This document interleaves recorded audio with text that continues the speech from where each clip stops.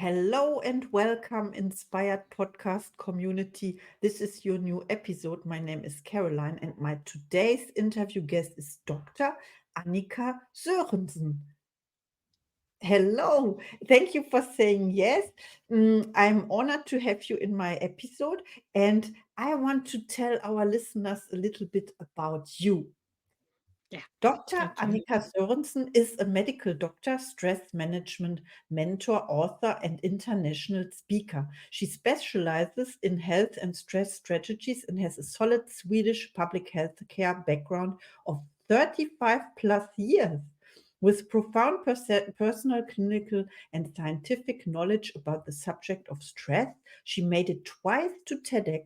She's certified by the Big Talk Academy and the author of two top rated books on stress management titled Take Stress from Chaos to Calm and My De Stress Diary.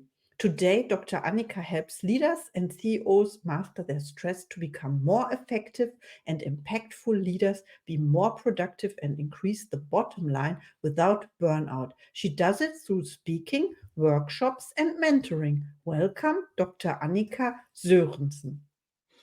Thank you so much. Thank you so How much. are you Nice to be doing here. today? Oh, nice to meet you too. I hope you're doing fine. And I am oh, wow. Okay, my first question is, what inspires you? a lot of things inspires me. Life by itself, Yes. uh, doing things that I love to do, even the hard stuff. I mean, it's not just sitting in a sofa and watching TV.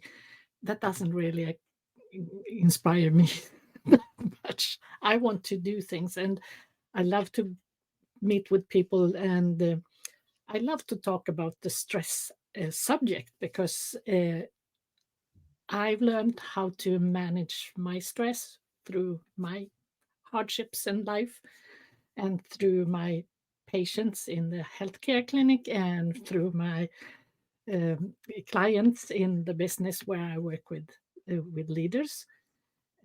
And every time I can help someone to say, now I understand.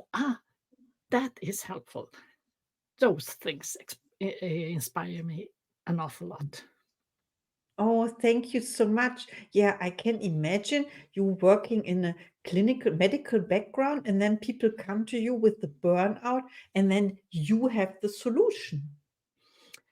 Yeah, kind of. It's not a quick fix. Stress management is part of life. I mean, the stress system is part of our biology. Without the stress system, we are dead. So, I mean, we can't live without it. So, we have to learn how to live with it and to make it a help instead of a burden. And that's Wow. what I try to help people to understand how it works, what you can do, and what what's not so good to do because it's not going to help you move forward. So it's a lifelong lesson that I'm trying to work with for myself, and that I also try to help other people to understand and work by so they can have a happy life too. Wow. Thank you so much. And I would say stress is kind of the opposite of happiness and calmness. It is the opposite, absolutely.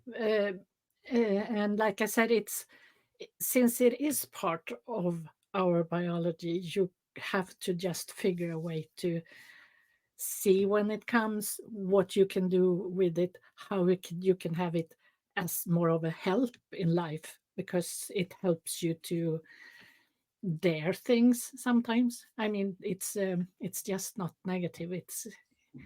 It helps you to kind of get in the game. Yeah. It's and then on the other hand, we have calmness, and then we have the other part or the other real side, and that could be boredom, and that's when you get over on that side, you also get stressed. So you have to find your your spot. The balance or A balance, yeah, yeah, balance. definitely a Mhm. balance. Okay. Too And much to do is yeah, killing us. Not practically, but they are too much is triggering the stress system.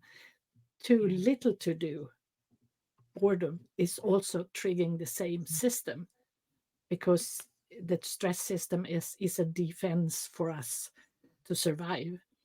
And also having just one task that is extremely hard that we can't manage, that is also very stressful, even though it's just one thing and it kind of looks like that should be easy. So and this is what I try to help people to understand, that there is no one size fits all. There is not one solution. You kind of have to learn how it works, and then you can go back each time you feel it knocking on you, and yes. do the right thing. Thank you so much for sharing and expanding on it. Okay, my next question is, who inspires you? My children, I have Hmm. 3 daughters. They inspire me a lot. I have tried to make them independent young ladies, and um, seeing them grow, and we have got 2 grandchildren too, and those inspire me a lot. That's people I want to uh, make life easier for in the ways that I can. Wow, I love your answer. Yes, thank you so much. Yes, you are inspired by your family, by your Yes. daughters. This is amazing. And how do you inspire other people? Um, I think I inspire other people by being uh, usually kind, smiling, helpful, just be a good person in for my surroundings. Not nothing really special, just being, or being treating people like I want them to treat me. Yes, Uh, so that, I think that's the easy uh, answer on that question. yes, I understand. And what are your gifts and talents? My gifts are, that's a very tricky question. uh, but I think one of my real gifts are that I am empathic, and I am a good listener. I can, when people need me, I can hear what they're saying also between the words. Wow. And I trained that for all those 35 years in the healthcare. I've been talking to people, all my life, and met so many people of all different kinds. And I think I am known as someone who is empathic and a good listener, and someone that when you have been with me, you feel calmer. Mhm. Yes, karma. And I think also the adjectives you used, empathic, and the other one was you are a good listener, builds trust between you Yeah. and the other person. Mhm. Yeah, absolutely. And of course, since I am a doctor, that's also usually, for most people, that's trustful. And I try to be a good doctor, working within the system, and using it as a good thing. Yeah, and that is what people expect when they come to you, Yeah, that you absolutely. understand them. And that, So, yeah. Mhm. and I think I expect me and my colleagues to do the same to them. Yeah, I never thought about this, but it's true. So it's uncomfortable for you, maybe a little bit, to be asked now to be on this interview, or because you are the person asking questions and listen to Yeah, the answers, or definitely, that's how it is. And as a doctor, you're trained to not talk about yourself. ah, Yeah. Yeah. That goes with the license, so to speak. I'm Mhm. not the important person in the room. The patient is the important person in the room.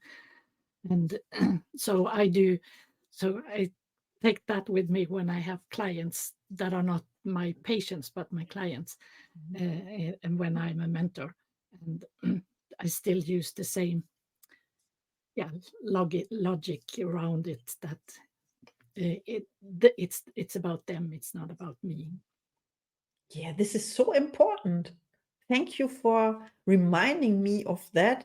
That to not to hold us back sometimes, but to step back and give the other person the stage. Yeah. Yeah. The question is, yeah, this is always the question.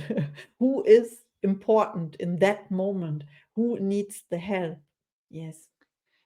Mhm. Exactly. And Mhm. it's uh, of course, when you're with friends, we are all equal, and everyone should get the same kind of space. But when you are in a consultation kind of situation, then you have this two different people with different, um, what do you say, knowledge, and also, yeah, I can't come up with a good English word for the moment. Yeah, maybe the background and the amount of study in one No, topic. How yes, that's one difference, Mhm. of course, but it's also, you see, I'm the helper and they are the ones to be helped, and that is makes it a difference between us, even though Yeah, we are equal as human beings. yes, yes. And you have to Mhm. kind of be careful so that you don't step over that line and think that you are more important because you know more, because you're not. Yeah, I You are think it's you. about, yeah, it's Yeah, about, what's it? yeah. It's about giving and receiving, and we both have to give something, but we both can receive. So that means in that interview, for example, I ask the questions, and you have the answers for me. Yeah, and when you help someone, you are the listener, and the person can Yeah, express their concern or their problems, and you can help. Yes. exactly. I can help them sort their thoughts and Yeah. issues This is. with the knowledge that I have, or I can say I don't know, because also as a doctor or a helper or a coach or a mentor or whatever, you always have to have the possibility, and you have to have the courage to say I don't know. Mhm, mhm. The courage. Yeah, this is also about when we talk about confidence or so. It is very confident if a person can say what they don't know also. Instead of always, it's like arrogant when you always know the answer or you pretend to know the answer to everything. Absolutely. And some, when you are young, you usually do that because you think you should. As you grow older, you usually know that you shouldn't. But I mean, I've seen over the years, I've met people who tell the answer, even though I know the answer is completely wrong, because they can't say they don't know. Mm. Oh, I understand what you mean. And Exactly. I Mhm. guess you've met the same, and that most people have met people who say, "This is how it is," even though you really know this is not how it is. Mhm. Yeah, it's dangerous because other people believe it, and Yeah, then, yeah, you know what happens. No, it we can be don't. very wrong. Mhm. Mhm. Yes. Okay, so how do you make people smile?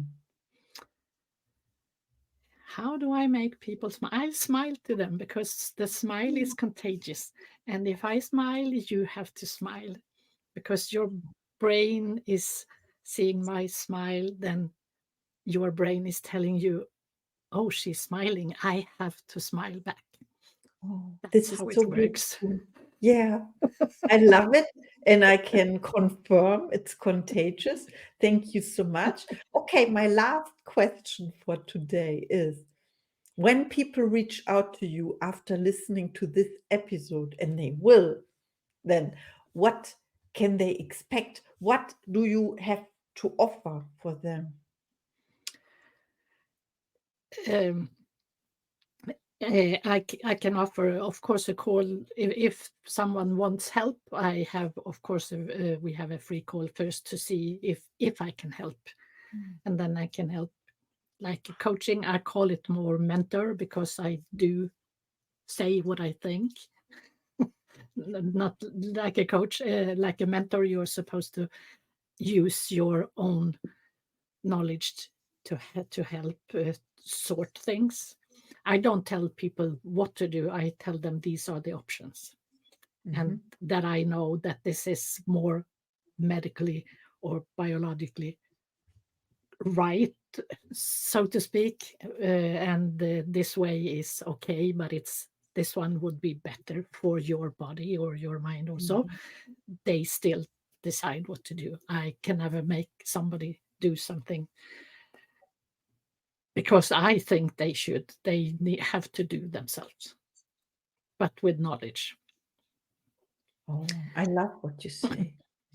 And then if someone wants to have a speaker for both online or in real life, anywhere in the world, Oh, that sounds because I great. can go anywhere in the world Mhm. as long as they understand English or Mhm. Swedish. Oh, yes.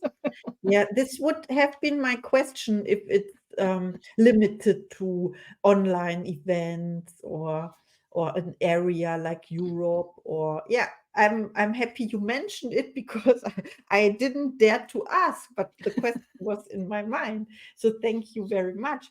Please reach out to Dr. Annika. I saw that you have your profile. It's Dr. Annika. You don't add your last name always? No, I to me, Dr. Sörensen is the doctor in the healthcare. Ah, I'm okay. Dr. Annika, the stress management mentor. So I just because it's easier. My name is hard, especially I Mm, if you see here, it's without the two dots on the O, but in real mm. life, it is the two dots on the O, but I don't use that in the English world because people get confused. Yeah. So I decided that I'm Mhm. Dr. Annika. I love that. It makes it more like personal or intimate or so. Don't know. I feel Yes, and good. then my I have my company name, Ask Dr. Annika. I thought that was a simple name and easy to remember. Yeah, absolutely. I love it. I will always remember. Thank you so much. This was Thank our you. podcast interview. I enjoyed it. I hope you too. Yeah. Absolutely. Thank you so much. Thank you and see you in the next episode.